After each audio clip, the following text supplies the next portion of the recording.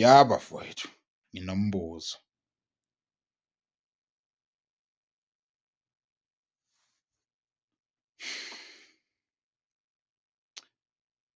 Iyiqiniso kangakanani lenkulumo uMandela wahlala 27 years ejele elwela inkululeko?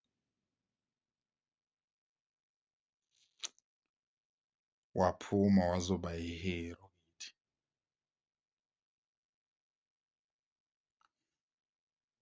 Uma kuwukuthi uMandela wayengahambisani nomthetho wesitha okanye nombuso wesitha baze bamgcina iminyaka engaka, mephuma wenza yona yini into efunwa abantu bakubo na? Uma kuwukuthi wenza yona into efunwa abantu bakubo, yini pho bengambulalanga?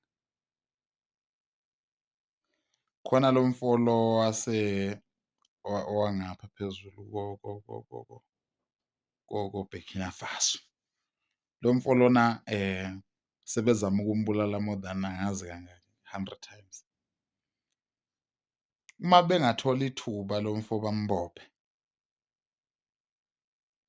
abe ngakubo, abe France namazwe ase-West, yini engenzeka? Ngizama ukubheka ama-R_D_P ase-South Africa, ngibheke ama-R_D_P akhiwa yilo mfo e-Burkina Faso, bese ngibheka indlela lo mfo angene ngakhona kwi-presidential office okanye embusweni, njengoba kumanje kuyena ophethe noma nje abanye bemphi ukuthi u-president kodwa usemandleni. UMandela mawukuthi wahlala 27 years waphuma wazozikhandela lama-R_D_P lawa, bese lo mfo athatha iy'ntambo from Norway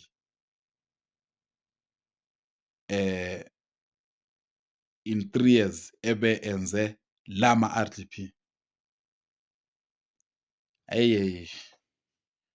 Mina ningenza ngibe nemibuzo.